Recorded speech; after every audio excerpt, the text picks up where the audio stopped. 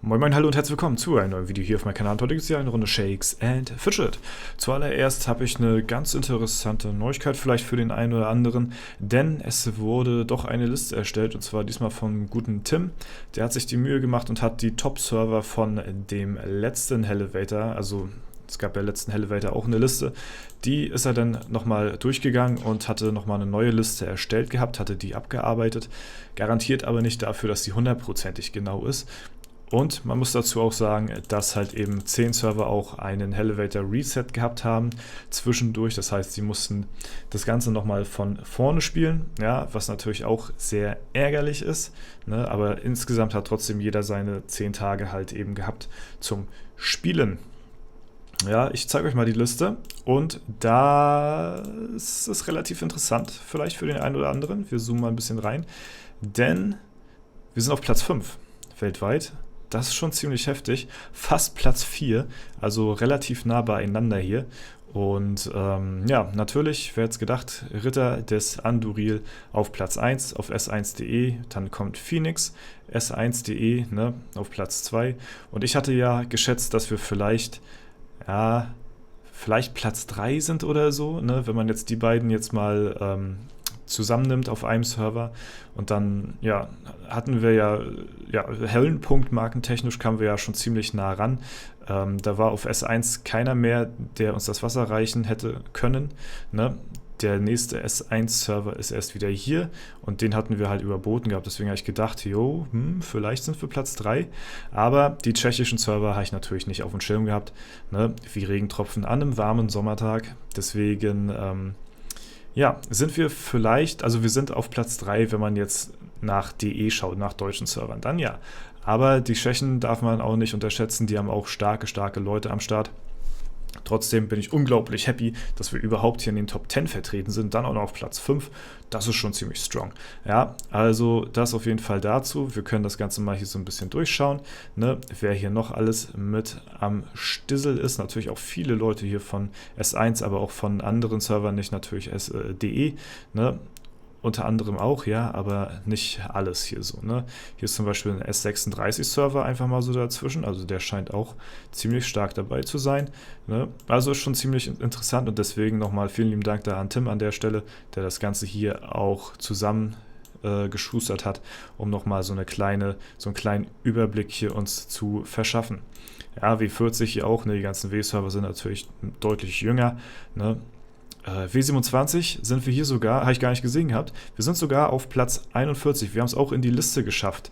Ja, das ist interessant, muss ich mal so sagen. Also cool zu sehen, dass wir hier auch mit der Gilde vertreten sind in den Top 50.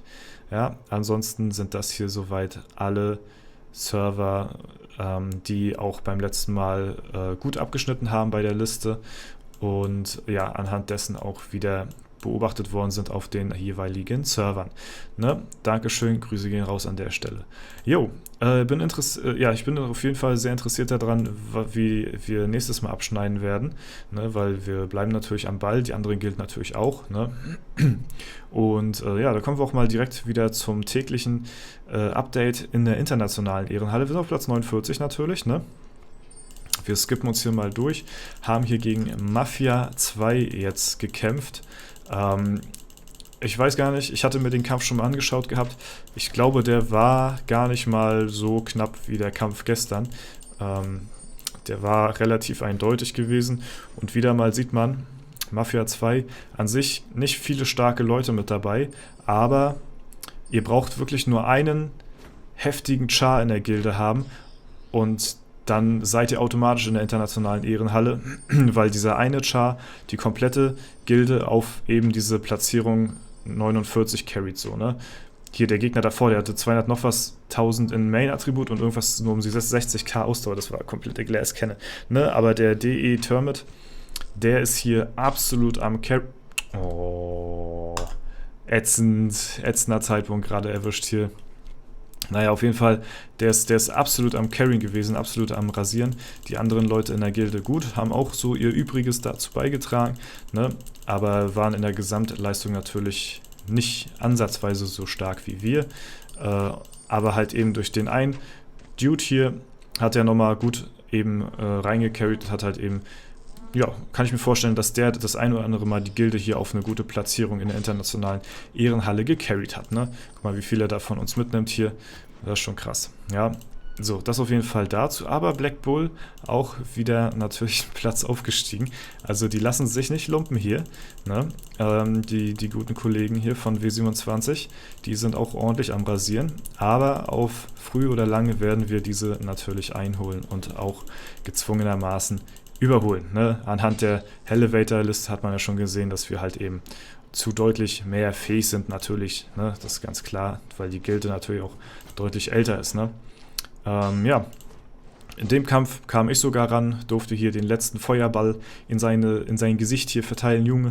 Und, oh shit, das sehe ich immer ungern, wenn das vollgelaufen ist. Das ist schon eine ganze Weile hier anscheinend. Und, ja, haben es auch geschafft, mit den Black Bulls natürlich hier auch wieder ein bisschen aufzusteigen. Wäre natürlich cool, wenn wir mit der Gilde auch so weit kommen, soweit es halt eben möglich ist, ne? Achso, falsche Zutat. Dass wir, ja, oder dass ich besser gesagt mit 2 Gilden hier topmäßig echt gut vertreten bin. Das ist schon krass. Hätte ich nicht gedacht, dass es mal so passiert. Aber ich habe auch lange Zeit nicht an einen Gildenwechsel gedacht. Beziehungsweise schon mal so dran gedacht über einen Wechsel. Aber habe halt lange Zeit nicht gedacht, dass ich es halt wirklich mal irgendwann mache. Ne? Bis halt irgendwann der Schritt dann dazu gekommen ist, dann doch die Gilde zu wechseln.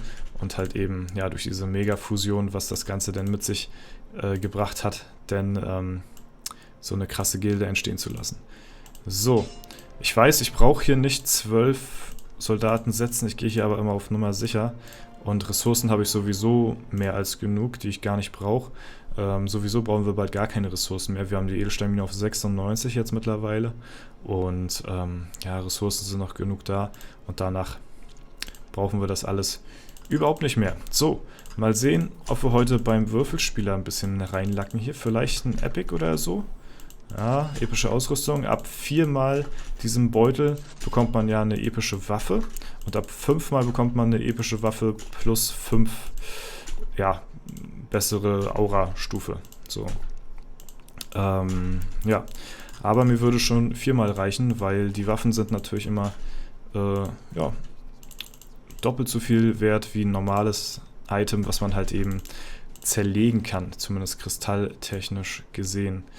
So, hier können wir nichts weiter anlegen, das heißt, ich muss hier mal die Tage auch ein bisschen was wieder zerlegen bzw. verzaubern, umwandeln für den maximalen Ressourcen-Outcome an der Stelle. Und dann sind wir hier für heute nämlich schon soweit erstmal wieder durch. Wir können noch ein paar Kämpfe machen. Alu habe ich noch nicht gespielt, werde ich nachher auch noch machen. Aber mal schauen, wir machen mal einen täglichen Angriff gegen Sir Webster. Mal gucken. Wir müssen auf jeden Fall deutlich mehr Ausdauer noch sammeln. Oh, jetzt noch ein Crit. Jawohl. Sehr gut. Haben wir da auch wieder ein bisschen Gold abgestaubt hier. Natürlich auch sehr nice. Ja, ansonsten Hades. Ich habe schon lange keinen Try mehr gezeigt, wie es hier aussieht. Hat aber auch halt den Grund, dass das halt eben auch nicht sehr gut aussieht hier auf dem Char. Ist aber auch nicht so wild. Ich habe noch mehr als genug Zeit, den zu legen. Ich denke mal, bis zum Ende des Jahres sollte das eventuell was werden. Wenn nicht, ist auch nicht so wild. Ich mache hier jeden Tag meine Free Tries. Wenn ich Glück habe, klappt's. Wenn nicht, dann nicht. Hauptsächlich Kunigunde muss hier halt übelst oft ausweichen. Ne? Ansonsten ja, müssen wir halt fett reinkritten, dürfen keine Crits kassieren. Das ist das übliche Spiel halt so. Ne? Man kennt's. Und dann haben wir eventuell mit ein bisschen Glück am Ende des Jahres dann, ja, den Hades auch besiegt und sind dann beim allerletzten Gegner, den Zeus, und den werde ich wahrscheinlich das nächste komplette Jahr auch nicht besiegen. Also keine Ahnung, das wird noch sehr, sehr lange dauern, bis wir da vorbeikommen, weil das ist auch nochmal ein Magier und der hat eben extrem viel Ausdauer, der hält extrem viel aus und teilt auch sehr, sehr viel aus. Und das zusammen ist dann keine sehr, sehr gute Kombination auf jeden Fall. Ne?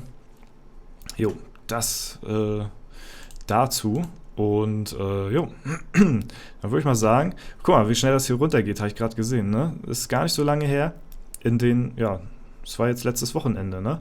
Also jetzt das Wochenende davor. 200 Sand und schon wieder verballert hier.